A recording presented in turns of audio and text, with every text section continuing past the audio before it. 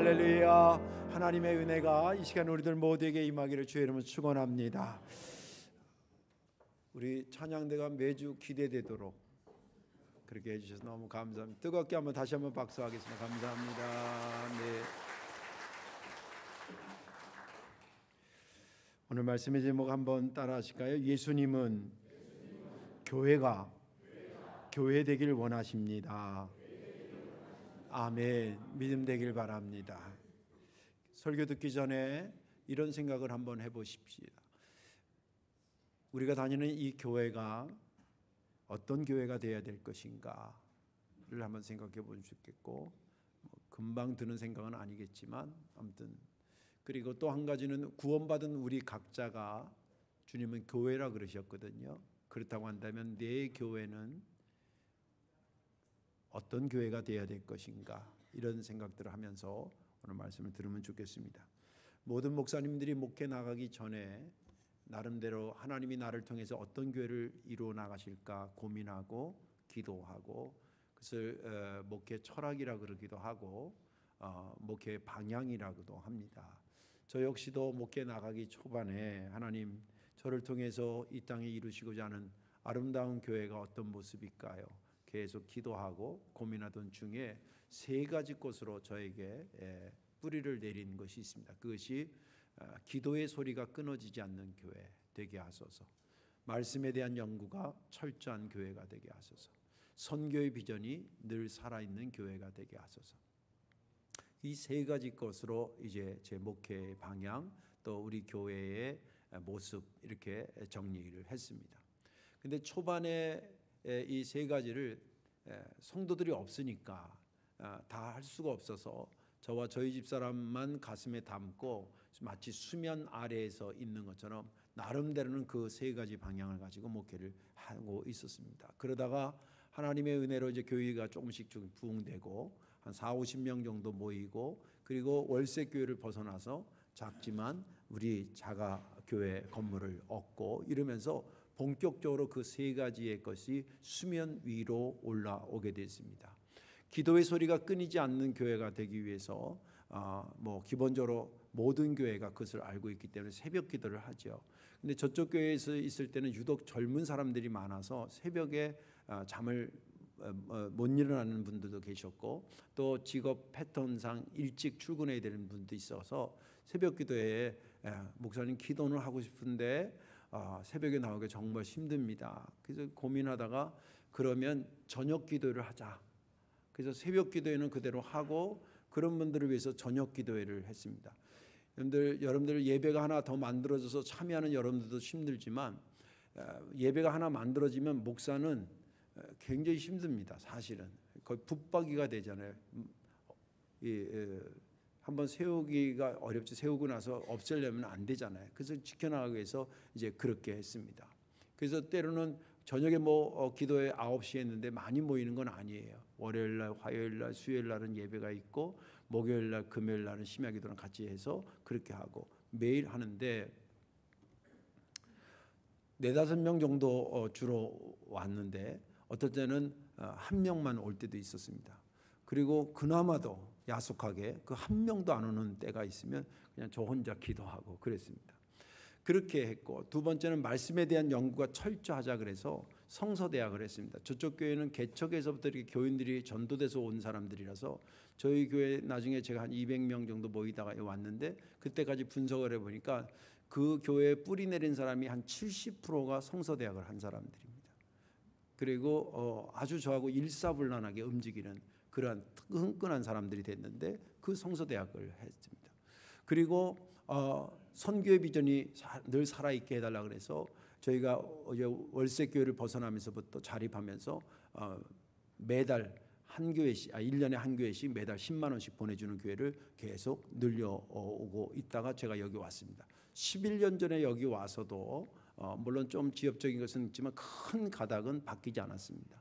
기도의 소리가 끊이지 않고, 여러분들 교회의 모토니까 기억해 두면 좋겠어요. 내가 다니는 교회는 기도의 소리가 끊이지 않고 말씀에 대한 연구가 철저하고 선교의 비전이 늘 살아있는 교회다. 이런 컨셉을 가지고 했습니다. 왜 그랬냐면 저쪽 교회에서 그걸 가지고 20몇 년 하면서 교회가 꾸준히 성장한 걸 보면서 그렇구나, 내 은사와 또 하나님이 원하는 교회가 이렇게 가면 좋겠다라고 하는 임상 실험을 한 거라서 여기 와서도 그것으로 이 교회의 목회관을 가지고 했습니다. 물론 우리 성도교회는 이미 그것이 정착이 되어 있습니다. 기도의 소리가 끊이지 않는 교회, 우리 교회는 벌써 이미 중보 기도를 하고 있더라고요. 저쪽에서는 중보 기도를 못해서 인원이 얼마 많지 않아가지고. 근데 여기는 월요일부터 토요일까지 계속 시간마다 와서 중보 기도를 교회 와서 하든 뭐 다른 예배당에서 하든 그렇게 하고 있고요. 그래서 뭐 새벽 기도에서 저녁 기도까지는 만들지 않아도 되겠다 싶어가지고 그렇게 하고, 월상 예배도 저희가 전교인 새벽 기도 드리고 그렇게 하고 있고요. 또 말씀에 대한 연구가 철저하자 그래서 와서 그 전에도 성서대학을 우리 최강렬 목사님하고 했더라고요. 그것을 이어받아서 내용은 물론 다르지만 4기부터 시작했나 4기 5기 해가지고 지금 올해 12기가 이렇게 됐습니다. 앞으로도 이 말씀 연구는 계속될 것입니다. 그리고 선교의 비전이 늘 살아있게 해달라고 해서 러시아어권 우리가 목회자 신학섬이나 어떤 바울 선교회 통해서 하는 거, 그다음 매달 돕는 교회들 해마다 2교회씩 늘려서 지금 35교회를 돕고 있습니다. 계속 그렇게 갈 것입니다. 앞으로도 제가 이것을 계속 하는 것은 물론 나중에 제가 은퇴하고 다른 목사님은 거기에 또 업그레이드가 되겠지만, 제가 연구하는 바로 교회는 이래야 되겠다라고 할 때 그런 요소들이 정착이 되어 있는데, 그 정착된 것을 가지고 우리 성도교회는 앞으로도 계속 진행될 것입니다. 그런 면에서 주님이 원하는 교회, 주님이 교회가 교회 되기를 원하는 그 교회에 합당한 성도교회가 되기를 주님의 이름으로 축원합니다. 오늘 본문에 있는 말씀은 예수님께서 3년 동안 갈릴리 주변에서 사역을 하시다가 마지막 십자가 사역이 남았습니다. 그 끝자락에 이제 예루살렘 쪽으로 당신의 사역의 방향을 틉니다. 그것은 선지자는 예루살렘 밖에서 죽지 않는다라고 하는 하나님의 말씀을 성취하기 위해서 사역은 갈릴리에서 했지만 십자가는 예루살렘에서 져야 되기 때문에 예루살렘으로 왔습니다. 오늘 본문 읽지는 않았습니다만 21장 앞부분에는 그래서 예루살렘에 입성하는 내용이 나옵니다. 우리가 교회론 쪽 종료주일이죠. 종료주일인데 이 범위도 크게 보면 지금 사순절 안에 주님께서 하셨던 것을 지금 소개하고 있습니다.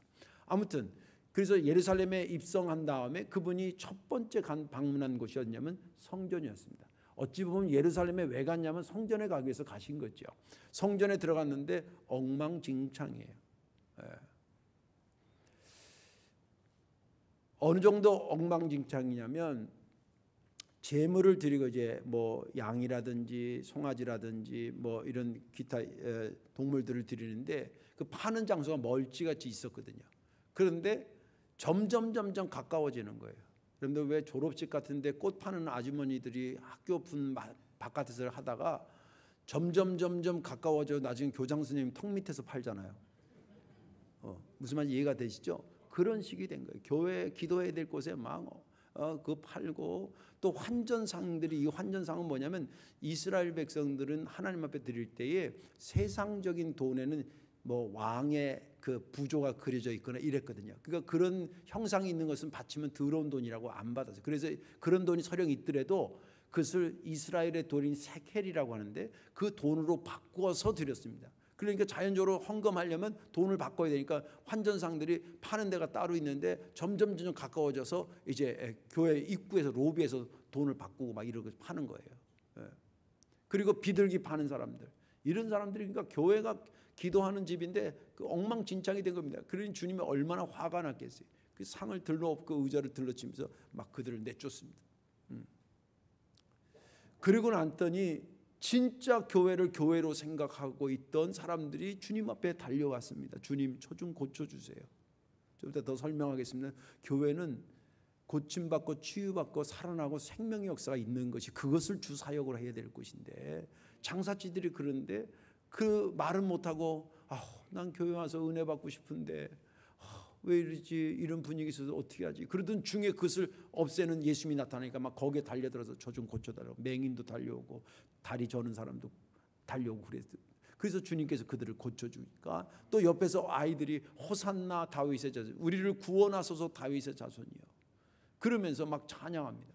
그랬더니 거기에 성전에 지키고 있던 대제사장이나 여러 바리새인들이 예수님이 하는 행동도 마음에 안 든 데다가 또 그 아이들이 막 하는 것이 짜증이 나서 예수님한테 막 항변합니다. 그때 예수님께서 무슨 말을 하고 있냐? 성경의 시편에 말하기를 아이들 젖먹이들의 찬양을 완전하게 하신 것을 너희가 알지 못하고 찬양을 허락하시고 하게 하신 것을 알지 못하느냐. 그러면서 만민이 기도하는 집이 지금 이 꼴이 뭐냐고 막 호도하는 야단을 치고 이제 인근 마을 한 4km 정도 떨어져 있는 베다니로 자기 숙소로 옮겨가셨습니다. 그리고 거기서 하루를 묵은 다음에 다시 예루살렘으로 이제 들어오셨는데 오는데 아침을 안 드시고 나오셨는지 좀 배가 고프셨어요. 근데 보니까 멀찍하면서 무화과 나무가 이렇게 있는데 이파리가 너무 우성한 거예요. 좀 이따 더 설명하겠습니다만 불에서 저기 열매가 있나 보다 가서 봤더니 열매가 꽝인 거예요. 그래서 주님께서 그걸 보면서 네가 앞으로는 열매를 맺지 못하리라. 그렇게 하니까 그 무화과 나무가 그새 말랐더라 라고 하는 게 본문의 말씀이에요. 저는 지난 주간에 이 본문을 읽으면서 13절과 19절의 말씀을 유심히 보게 되었습니다.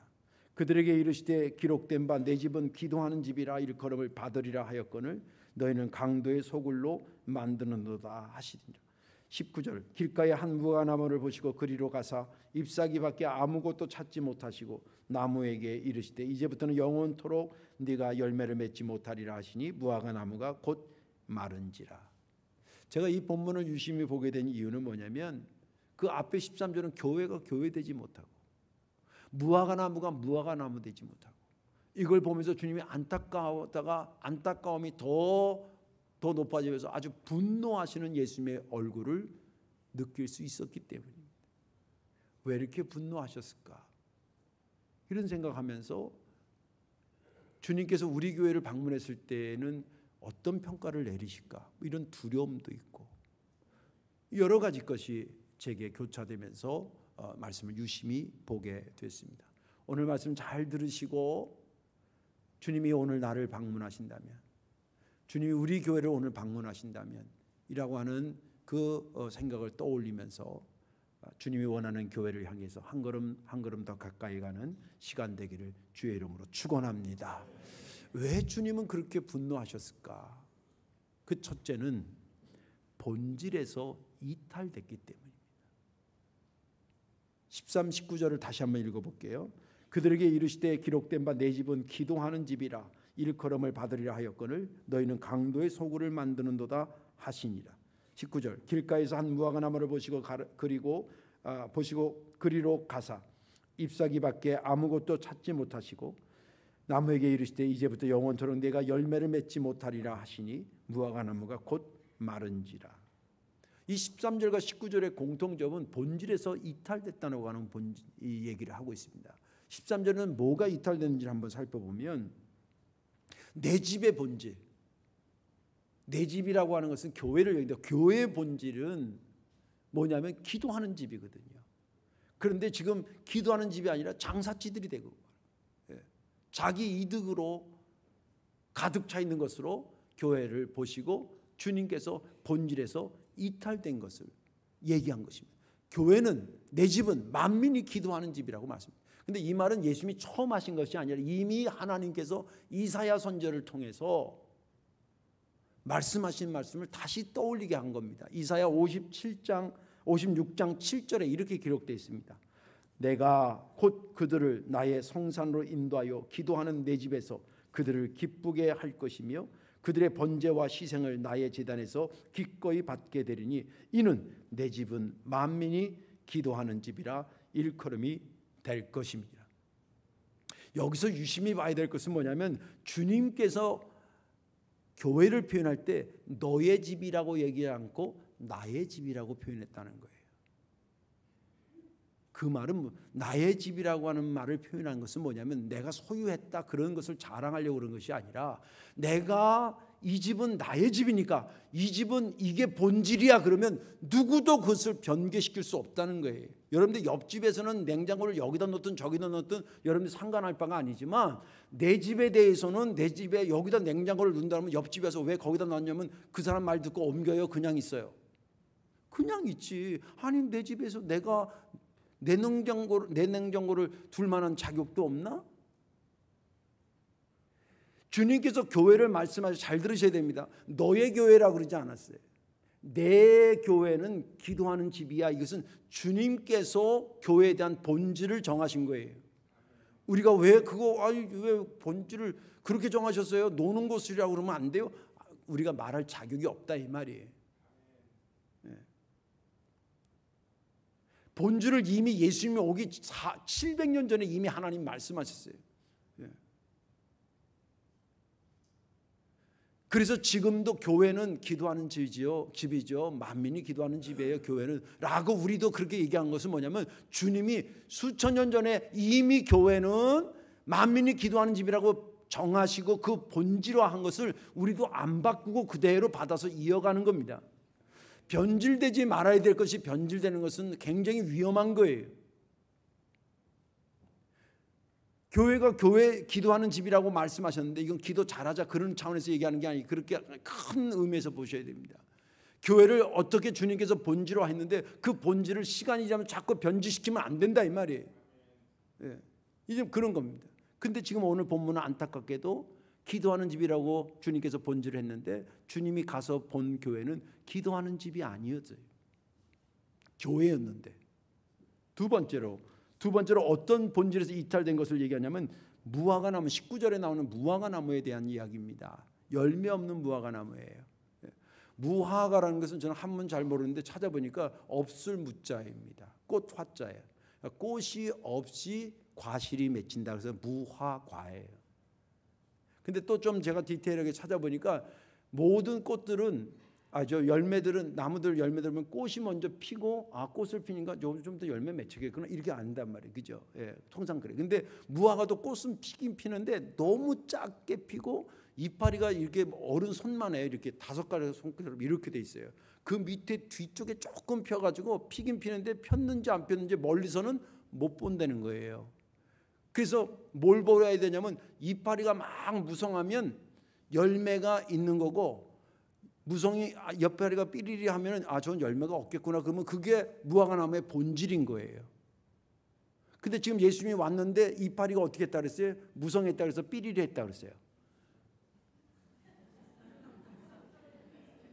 무성했다 그랬잖아요. 무성했다고. 그러니까 멀리서 볼 때 거기에 뭐가 있다고 하는 게 본질이에요? 열매가 있는 게 본질인 거예요. 가서 봤더니 열매가 한 개도 없어. 꽝이네. 둘 다 지금 교회가 교회되지 못하고 본질에서 이탈돼 있고 무화과나무가 무화과나무의 본질에서 지금 이탈돼 있는 것을 얘기하고 두 개를 지금 동시에 얘기하고 있어요. 어떻게 편집을 하다 보니까 그렇게 연결된 게 아니라 주님께서 의도적으로 지금 이걸 얘기하는 겁니다. 차이점은 뭐냐면 교회는 공동체를 의미하고요. 그 다음에 무화과나무는 개인을 얘기하는 거예요. 이 교회론을 얘기하면 주님이 여러분들 각자가 교회거든요. 왜냐하면 베드로가 너 나 누구라 그러냐 그러니까 주는 그리스도시요 살아계신 하나님의 아들입니다. 그랬더니 바요나 시몬아 네가 복이 있도다. 네가 알게 된 건 하나님이 너한테 알려준 거야. 네 믿음의 반석 위에 나의 교회를 세우리라. 그래서 여러분들 각자가 교회고요. 또 우리들이 모여있는 이것도 교회예요. 물 한 방울도 물이고 물 한 방울들이 모여있는 이 한 컵의 물도 물인 거예요. 이해가 되시죠? 그런데 교회 지금 앞에 상을 뒤집어 엎으신 것은 공동체의 본질에서 이탈된 것을 화내신 거고 무화과나무는 개인 각자에게도 하나님께서 본질을 요구하시는데 그 본질에서 이탈된 것을 지금 지적하고 있다는 거예요. 누구의 얘기를 하냐면 우리와 관련된 나와 관련된 이야기를 지금 하고 있다는 것을 성경을 통해서 보라는 것입니다. 이것은 성전에 가서 그것을 뒤집어 엎었다서 교회만 깨끗해지는 그게 아니라는 거예요. 그 이어 바로 무화과나무를 얘기하면서 우리들 각자의 믿음도 똑같은 거라는 거예요. 똑같은 거라는 거예요. 본질에서 이탈되면 안 된다고 하는 것을 말해주고 있습니다. 주님께서 왜 본질에서 이탈되는 것을 이렇게 마음 아파하고 화내셨을까? 이유가 있지 않겠습니까? 그것은 본질에서 이탈된다고 하는 것은 뭐냐면 그것을 만드신 하나님의 뜻과 목적에 대항하는 것을 얘기하기 때문에, 그리고 그렇게 가서 종착점이 어디냐면 사망으로 가는 것이기 때문에 그렇습니다. 여러분들, 예수님께서 피값으로 교회를 사신 줄로 믿으시기 바랍니다. 여러분들, 내가 어떤 일을 위해서 막 망설이다 설명 듣고 또 가만히 생각해, 그래서 내 돈 정말 없는 가운데 1,000만 원을 투자했다고 생각해 봅시다. 그러면 여기에 대한 관심과 뜻이 있겠어요, 없겠어요? 없으면 1,000만 원이 애 이름이 아니잖아요. 그 엄청난 걸 여기 투자했으면 여기에 관심이 쏠릴 수밖에 없어요. 이거 한 이유를 분명히 자기는 붙잡고 있어요. 예수님이 1,000만 원이라고, 예수님의 목숨이 1,000만 원보다 더 값어치가 없는 겁니까? 아니잖아요. 그 엄청난 값어치 생명을 들여서 교회를 만들었을 때 교회에 대한 목적과 그것에 대한 뜻이 없었을까? 있었을 겁니다. 근데 그 교회가 지금 엉망진창이 된 거예요. 그걸 보고 있는 주님의 마음이 어땠는가 한번 생각해 보라고요. 그런 겁니다. 또 우리 영혼도 역시 교회이기 때문에 주님이 나를 위해서 구원하시고 교회의 기능과 마찬가지로 예배 드리는 자가 되고 말씀을 사모하는 자가 되고 기도하는 자가 되고 봉사하고 선교하는 자가 되라고, 그게 나를 구원받은 나에 대한 본질이에요. 교회의 본질이고 나에 대한 본질이에요. 우리 교회도 모여서 예배하고 말씀 나누고 또 함께 기도하고 선교하고 봉사하고 나가서 영혼 구원하고, 이게 우리 교회의 본질이에요. 이거 없으면 안 되는 겁니다. 교회 건물 멋있게 지어놓으면 다 교회가 되는 게 아니에요. 이 당시 예수님이 방문했던 이 성전은 헤롯 성전이라 그래요. 헤롯이 반 유대인이고 반 이방인이었거든요. 그래서 어떻게든지, 근데 왕이 됐으니까 이스라엘 사람들한테 막 인기 끌어야 되는데 인기 끌 방법이 없는 거예요. 그래서 얘네들이 가장 좋아하는 게 성전이니까 내가 성전 하자. 리모델링 확실하게 했는데 리모델링이 40년 가까이 걸렸어요. 그러니까 얼마나 삐까번쩍하게 해놨겠어요. 근데 거길 가가지고 주님께서 다시 뒤집어 엎는 거예요. 이게 아름답게 지은 게 그게 잘못된 게 아니라 교회가 교회되지 못한 것이 화났던 거예요. 또 무화과나무가 역할을 못하는 게 화가 났던 거예요. 그래서 주님 그렇게 하셨던 것입니다. 교회도 주님의 집이고 주님의 것이고 나도 주님의 교회고 주님의 것입니다. 주께서 우리를 구원하시고 나를 위해서 피를 토하면서 나를 건져내셨다고 한다면 나에 대한 거룩한 목적이 없을 리가 없습니다. 그거 기억해야 된다는 거예요. 거기서 본질에서 이탈되는 것을 주님은 가장 싫어한다는 것입니다. 자, 이제 말씀을 조금 더 깊이 들어가면, 그러면 어떻게 주님이 원하는 교회를 만들어갈 것인가? 어떻게? 잘 들으십시오. 교회가 본래 해야 되는데 하지 않고 있는 것들을 빨리 찾아서 다시 시작해요. 14절과 15절을 읽어드릴게요. 14절, 맹인과 저는 자들이 성전에서 예수께 나오매 고쳐주시니, 15절 앞부분은 생략하고 또 성전에서 소리질러 호산나 다윗의 자손이 하는 어린이들을 보고 노하여. 저는 이 본문 14절과 15절이 이 본문의 백미라고 생각돼요. 아주 기가 막힌 말씀이에요. 얼른 보면 슥 지나갈 수 있는 본문인데 말씀을 깊이 연구하면 이 말씀이 우리에게 딱 잡아. 뭐 어떤 거냐면, 지금 상황을 한번 생각해요. 교회는 삐까번쩍하게 만들었고 거기에 뭐 갖출 건 다 갖췄는데 하는 짓거리는 기도하지 않고 엉뚱한 짓 하는 거예요. 강도의 구렬이 된 거예요. 그런 교회는 이런 곳이어야 되지 않겠냐고 은혜를 사모하는 자들이 와 있었다는 거예요. 근데 누굴 찾아가야 될지를 모르는 거예요. 우리로 말하면 대제사장을 찾아가야 되는데 대제사장이 생각이 딴 데가 있어. 여러분들, 이게 성경 배경사를 이렇게 연구하면요, 그 사람들이 어떻게 교회 이 로비까지 들어와서 그걸 장사를 할 수 있었을까? 다 제사장한테 뒷돈 매겨서 그런 거예요.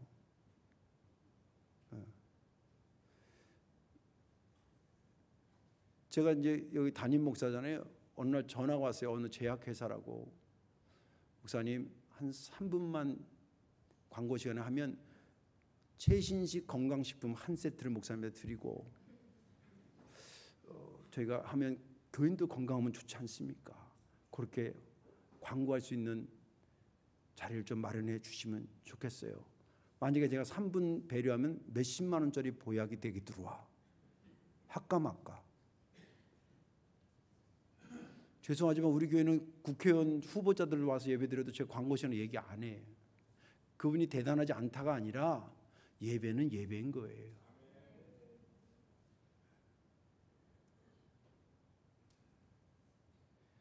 대지장들이 영혼 구원하고 어떻게 하면 위해서 기도해주고 그 영혼을 살려주고, 사실 몸이 아프면 마음도 아프잖아요. 그래서 그 마음을 위로해주고 그래야 되는데 대지장들의 마인드가 거기 안 가 있고 딴 짓에 가까이 있는 거예요. 그러니까 그런데 몸이 아파가지고 그래도 어디 가면 고침받을 걸 생각하냐면 성전에 가면 뭔가 은혜가 있지 않겠나. 그리고 와 있는데 누구 찾아갈 사람이 없는 사람들이에요. 그러다가 주님이 나타나니까 막 벌떼처럼 와서 나 좀 살려달라고 그러고. 그 주님께서 살려주신 거예요. 이 말은 뭐냐면 교회는 생명 살리는 사역을 해야 되는 거야. 근데 니네 교회가 지금 그걸 안 하고 있잖아. 지금 왜 장사치를 그리고 강도의 소굴을 만든 거야. 교회는 이거 하라고 세워놓은 거야. 여러분들 우리가 여성교회 참여하고 남성교회 뭐 백합성교회니 바울성교회니 뭐 성교회 참여해서 여러분들 회비 내는 거 다 생명사역과 연결돼요. 아름다운 꽃을 통해서 많은 사람들이 은혜 받잖아요. 아름다운 찬양을 통해서 다른 사람들이 많은 은혜를 받잖아요. 악기를 동원해서 찬양하면서 많은 사람들이 위로받잖아요. 이게 다 살리는 거지. 죽이려고 하는 사람이 아무도 없어요. 교회는 여러 가지 생명사역들이 있으니까 그것에 동참하고 그것을 안 되더라도 끝까지 붙잡고 있는 거, 다시 한번 하자고 일어서야 되는 거, 그게 교회의 사명이에요. 그게 교회의 본질이에요. 또 호산나 다윗의 아들이요, 이것은 아이들이 막 찬양하는 거, 예수님을, 이게 뭐예요? 예배고 경배고 그런 거예요. 교회는 어떻게든지 예배가 살아있어요. 예배가 죽은 교회는, 저 유럽의 교회들 가면 뭐 그 앞에 많은 관광객들이 물어보나 봐요. 삐까번쩍한데 여기 주일날 미사는 드리나요? 이렇게 물어보는 사람들이 많은가 봐요. 그래서 어떤 성당 앞에는 저희는 일요일마다 미사가 있다고 이게 편말을 아예 붙여놔. 또 안 붙여놓은 데도 있어요. 근데 건물인데 주일날 미사가 안 드려. 없어서 안 드리기도 하고 이래도 저래도 안 드려. 무슨 의미가 있어요? 요새 학교들 아이들이 없어가지고 막 문제라고 그러는데, 건물 학교 건물 삐까번쩍게 지었는데 배울 애들이 없으면 무슨 의미가 있어요? 가르침이 없는 학교가 무슨 의미가 있어요? 하나님의 생명사역이 멈추고 예배가 멈춰진 교회가 무슨 의미가 있어요? 그런 거예요.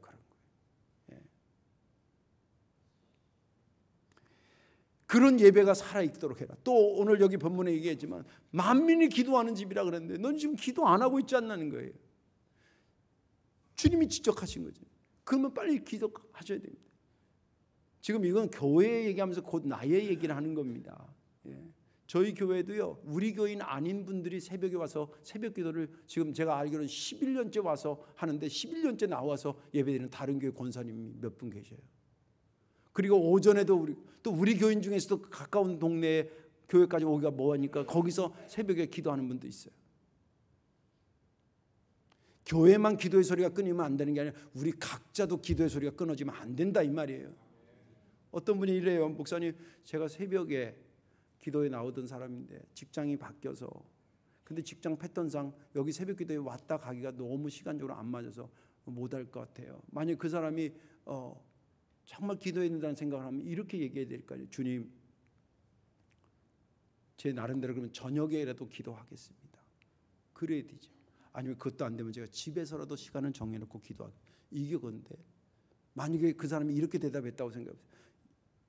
하나님, 제가 직장이 바뀌어서 하나님의 축복 가운데 좋은 직장이 갔는데 거기 새벽에 오라 그러니 이제 새벽 기도를 못 가니까 당분간 제가 기도를 못 하더라도 저한테 뭐라 그러지 마세요.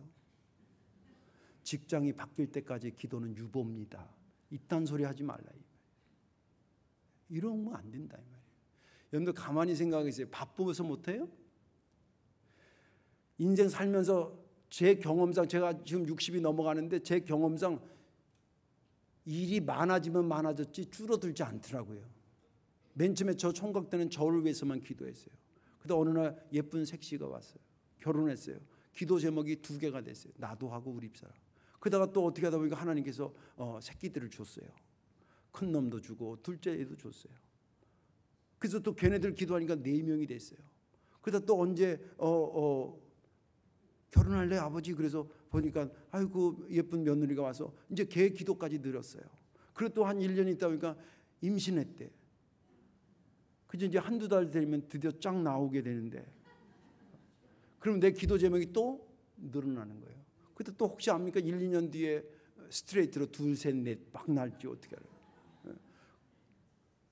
제 목회 경험상 제가 27에 목회 나와서 지금까지 일이 줄어들지 않고 일은 계속 늘어왔어요. 그런데 아이러니하게 일이 많아지면 하루 24시간이 28시간이 되고 32시간이 되고 이렇게 늘어나면 좋은데, 일은 많아지는데 작년에도 24시간, 그 작년에도 24시간, 올해도 24시간. 바빠서 못하기로 치면 영원히 못하는 거예요. 틈을 내지 마세요. 틈을 주지 마세요. 그게 마귀의 전략일 수 있어요. 바쁠 수 있어요. 그 예배 기도회에 못 올 수 있어요. 그러나 기도를 안 해도 된다는 말은 아니에요. 안 되면 운전하다가도 하고, 책상에 앉아서라도 하고, 일을 하면서도 하고, 눈 뜨고 기도하면 어때요? 그런 마음이 내 속에 살아있냐 이 말이에요. 그 마음이 내 속에 살아있냐. 교회 공동체는 공동체적으로 해야 될 그 일이 있고, 본질을 지키기 위해서 해야 될 일이 있고, 개인은 개인 교회로서의 본질을 지켜야 돼서 해야 될 일들이 있습니다. 무엇이 지금 잘 되고 있고 지금 뭐가 안 되고 있는 것은 누가 잘 아냐면 본인 스스로가 가장 잘 알아요. 한번 냉정하게 여러분들 자신을 뒤돌아보시고, 아 이거 내가 좀 게을렀구나 하는 거 회복하시기를 주님의 이름으로 축원합니다. 이제 말씀을 정리하겠습니다. 사순절 기간을 보내고 있습니다. 제가 하나님한테 늘 죄송한 거는 사순절 동안 사순절 기도회를 했는데 너무 기간이 길다 보니까 이게 하던 일을 못해서 그걸 1년으로 쪼개서 하잖아요. 그래도 아무튼 사순절은 사순절인데, 사순절이니까 주님이 나를 위해서 죽으신 것을 기억하면서 40일을 보내자는 거예요. 그러면 1차적으로는 주님이 나를 위해 죽으셨다는 고마움과 죄송스러움으로 보내야 될 것이고, 조금 더 생각이 깊어지면요, 그분이 십자가 지으시고 고난 받으셔서 만들어낸 열매가 뭐냐, 그게 저와 여러분들이고 우리 성도교회예요. 그렇게 해서 만들어놓은 성도교회가 그분의 취지대로 지금 잘 되고 있는가? 물론 잘하고 있는 것도 많습니다. 저희 교회 제가 다니면서 하는 게 아니라 진짜 잘하는 게 많아요. 또 우리들 개인적으로 잘하는 게 있을 거라고 저는 생각해요. 그래도 주님이 생명 주셨다는 데는 더 이상 할 말이 없잖아요. 그런 은혜를 받아서 우리 교회가 되고 내가 됐을 때 혹시 그렇게 해서 만들어진 우리가 그 목적의 본질에서 혹시 빗나가고 있는 것들이 있는가를 빨리 한번 체크해 보자는 거예요. 그래서 조금이라도 빈틈이 생기면 얼른 안쪽으로 들여보시고, 아주 멀리 가 있는 것을 아주 끌어와서라도 본질에 집어넣어서 주님이 우리를 세우시고 명하셨던 그 본질에서 이탈되지 않고 건강한 교회로, 교회가 교회되는 역사가 넘쳐나시기를 주님의 이름으로 축원합니다. 기도하겠습니다.